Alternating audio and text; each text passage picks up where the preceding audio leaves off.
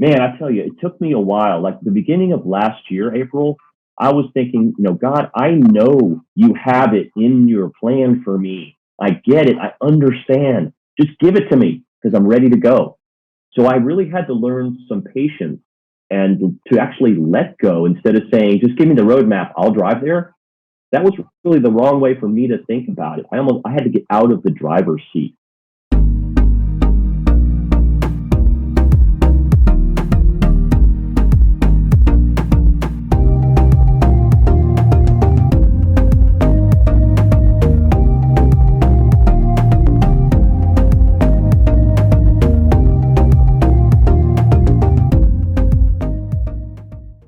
Hey, everybody. Welcome to the Live Lovely podcast. I'm so excited to introduce you to a new friend of mine. His name is Bruce Pulver, and he's incredible. I'm going to let him just help you get to know him, but we're going to discuss words today. You guys know, as a community, we truly believe in the power of words, and so does Bruce. And so I know this episode is going to bring you a lot of value, and I can't wait for you to hear it. So, Bruce, welcome to the podcast. April, Happy New Year. It's great to be with you. Thank you. Good morning. Good morning to you and to everybody that's out there in podcast land checking us out this morning. Thanks for joining. Yeah, well, Bruce, just kind of introduce yourself. Let us know who you are, maybe what season of life, what are the highlights, what's going on? Yeah, so thank you. So I am 35 years or so. I've lived in Atlanta, Georgia. I grew up in the Southeast down in Florida. I'm a husband to one and a father to two daughters. My oldest is 23 and my youngest is 20. The oldest is getting her doctorate in physical therapy, and my youngest is a sophomore at the University of Georgia and a member of the UGA women's soccer team. So I have been around young ladies my entire life. They inspire me. I just am so proud of them, and we've been through a lot of things together that maybe we can chat about as it relates to persistence and challenges and opportunities and things. I've been in the healthcare services business my entire career, so approximately 35 years or so. And about 5 years ago, I had a major life change that I call a BAM moment. I talk about it in my book, and I talk about it in my TED Talk. To me, a BAM moment is when everything was kind of going along well in life or consistent. I don't want to say comfortable, but the path seemed familiar. And then all of a sudden, after a pretty significant win in my corporate career, my position was eliminated. So BAM, as I call it, my BAM moment. All of a sudden in my life, everything altered that I had kind of counted on as it related to what identified me as an individual. And with that moment came a real challenge. But at the same time, hindsight came an amazing assignment. I woke up the morning after this layoff with one word pounding in my head, and I write that on the cover of my book, Above the Chatter, Our Words Matter, and that word was strong. And I didn't know what it meant, but I reached for the nightstand, pad and paper, and I just wrote it vertically. I'll talk a little bit about that in a minute, just kind of how I got that concept kind of came to me.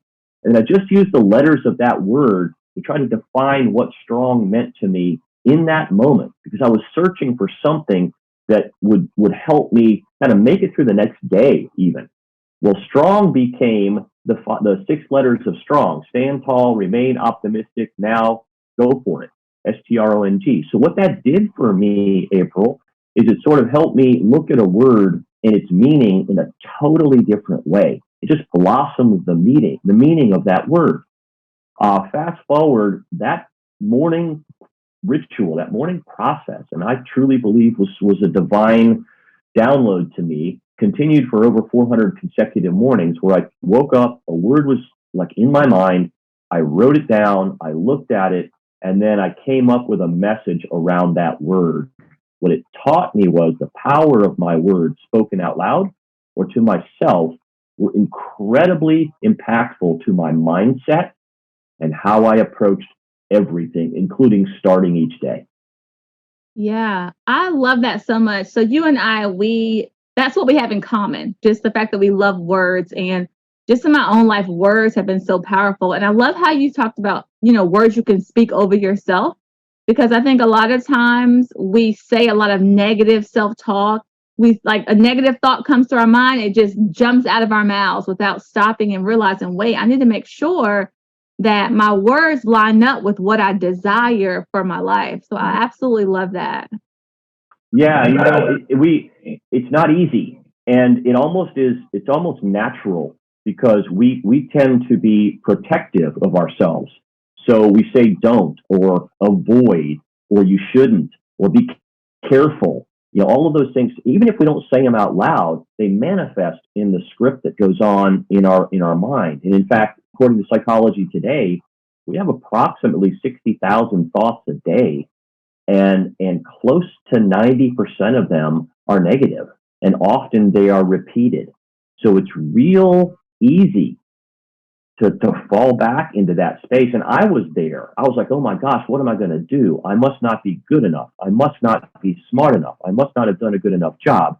I must not have, closed this big deal on my own. Maybe there are people out there that did it for me. Oh my goodness, I'm living this imposter mindset, and it was just pounding. It was in my head on that drive home from the office on that day of the layoff. So thank God, and I mean those two words deeply, that he instilled on me not just the challenge of the job, but he also gave me an assignment to write down every one of these words every morning. And then, the story continues as, it's just absolutely changed my life with the book, with speaking, with the TED Talk, and just the opportunity to share with you today, April, just on, you can kind of tell how passionate I am about the power of words. Yeah, and I just want to let you guys know, as a community, Bruce was so gracious to send me a copy of his book, and I want to encourage all of you to check it out. It is just such a great resource. You can just pick it up and just speak those positive words over yourself. It's almost like you make it easy for us. We don't have to think, oh my goodness, what should I say today? It's just like right there. It's such a gift to the world. So thank you so much. I love how you mentioned, those 400 consecutive days, and that just shows just the power of consistency. When you set your mind to do something and you're consistent, that's powerful. So if you can pair that consistency with speaking positive words over yourself, I'm sure anyone's life would change. Oh, that is so strong. And that exercise really helped me understand two things. One is called incrementalism. And I know it's kind of a long word, but what that means to me is doing a little bit toward that big goal every single day, nonstop, relentlessly. It doesn't matter if it's, hey, I'm gonna run a marathon by December. Well, you can't do that if you don't walk the first 60 yards from one mailbox to the next mailbox that first morning. And so the writing taught me about incrementalism, and it also taught me about what I call commitment to the commitment. So the 420 consecutive days has led to me to some habits of whether it's, number of certain other things I do. Like for a year, I ate only fruit until noon because I wanted to do something for me. It balanced, it worked out okay from a blood sugar, et cetera. But I wouldn't recommend that to everybody without, medical advice, et cetera. But for me, it helped digestively really give me a lot of energy in the morning that was not taken up from heavy breakfast. I learned that from Jesse Itzler. I decided I was going to do 100,000 push-ups, and I wanted to do it within a certain period of time. So in 850 days, I completed that. So every day, I would not go to bed until I did that thing. And I just completed Andy Frisella's program called 75 Hard, which is kind of a mental and a fitness process that you do 5 things for 75 consecutive days. So I'm really into right now the little things that we do, especially at the beginning of the year. And one of them can be start speaking affirmations into your life, speaking gratitude into your life, and speaking the outcomes that you're looking for step by step. I love how you said commitment to the commitment. That is huge because so many people make commitments to themselves, especially at the beginning of the year, but then they go back on those or they renege. But I love how you made the commitment, but then you committed to that commitment. What drives you? What about people who they really want to make these commitments, but they don't have that drive to make those kind of changes? I get it. I get it 100%. This isn't a light switch, right? You don't just go, okay, now I'm a different person. What drove me to that really was the divine gift of writing. It was just, okay, what's today? What's today? And I also tried to focus on getting a little bit better each day. Now, there's going to be setbacks. There's going to be, you take one step forward, you feel like you're taking 3 steps back. But if you keep stepping forward, I get that that's really difficult, especially, I'm not even going to talk about the year we just came out of, because that's important, but it's the launching pad, right? I mean, sometimes the best place to be to save yourself is in the deep end of a swimming pool at the bottom, because that's where you can push off with the most force. So to me, it was just a little bit at a time. And I also love to talk about activation, not motivation. Motivation is like a shower. We all need it every day, right? Zig Ziglar said that.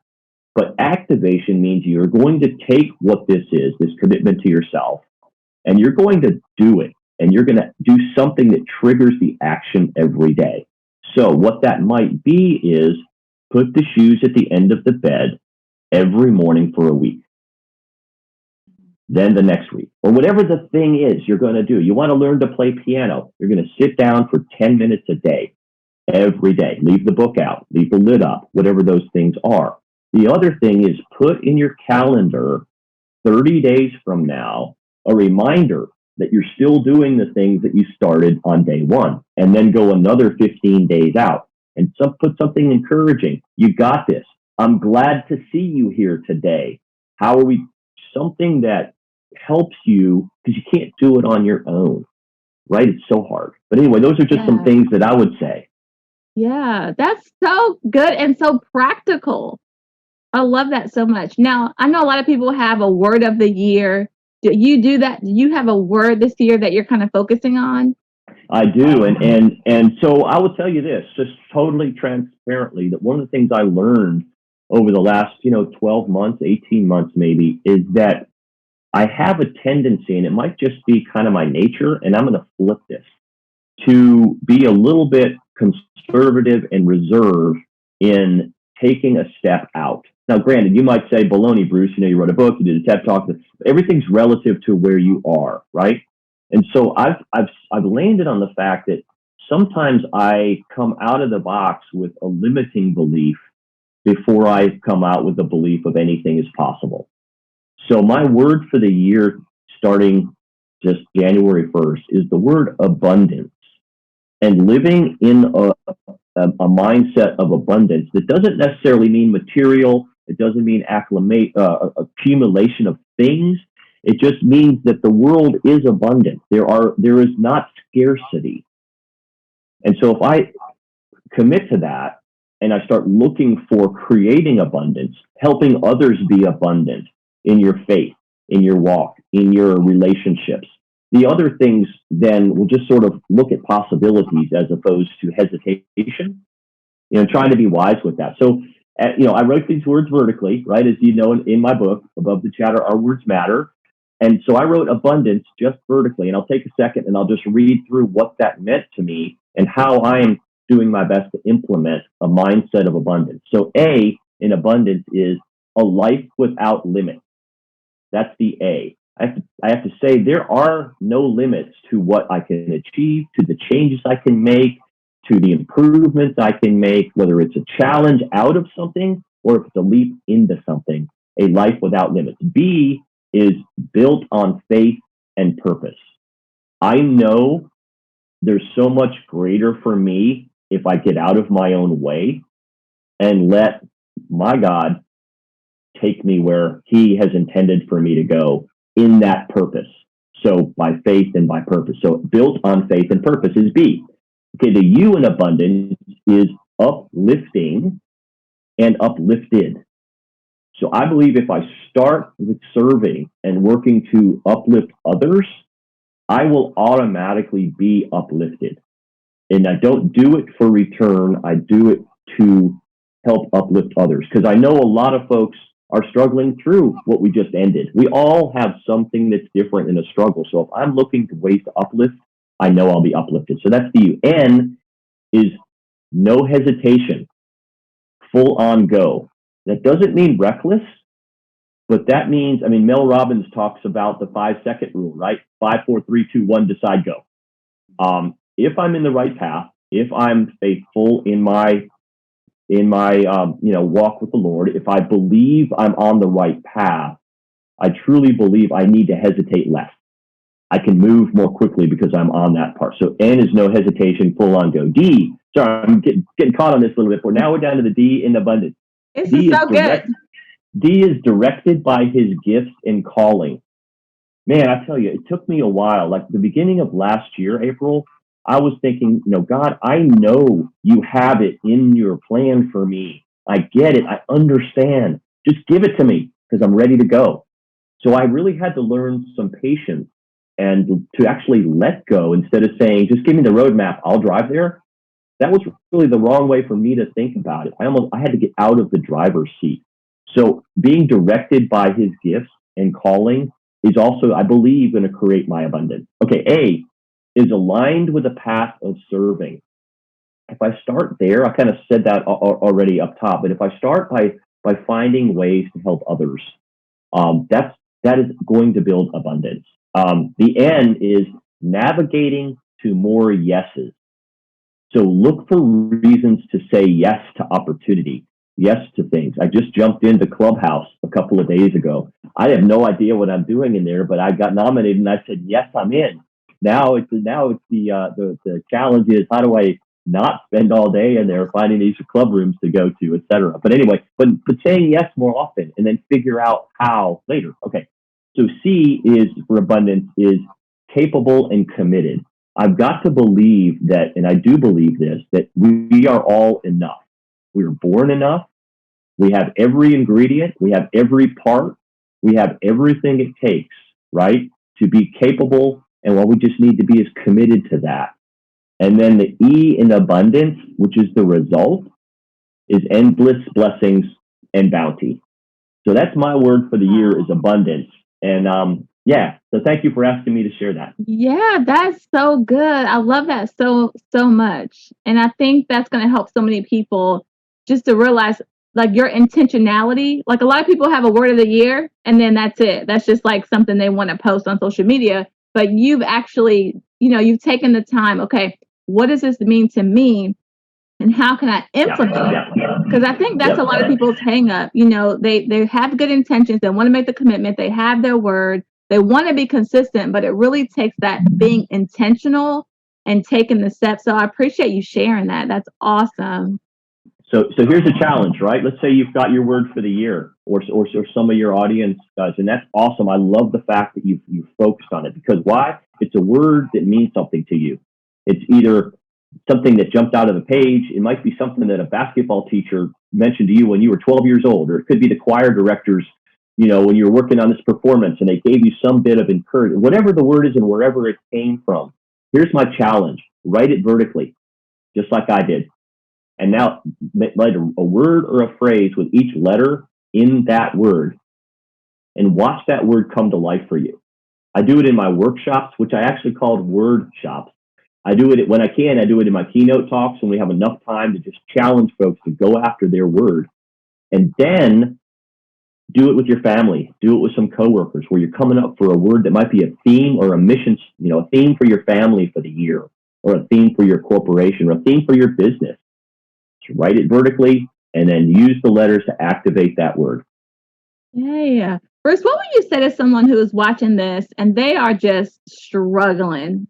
They have just had maybe a rough go at it and they hear what we're saying and they're like, yes, I see all of your energy, your joy. I want that, but I just don't know how to get over the hump or get past the wall that I feel like I'm facing. Yeah, and believe me, I don't underestimate that. Okay, I mean, to me, quite honestly, I deal with that every day. I still am writing because I need it more than I need to post it. I mean, this is something that really, what's the word today? What's the word today? So, I would say acknowledge. There's a couple of things, and I can't take these as ownership, but there's some things that I put into my life that really helped me during those kinds of times. So we're going through some challenges. We're going through tough times. We're just stuck, right? We can't get away from this or around this. I would say try this. Write a letter to yourself and acknowledge all that stuff. I've wanted to lose 30 pounds for 5 years and I've never been able to do it. I've wanted to start my own company and I've tried a couple of times and they've failed.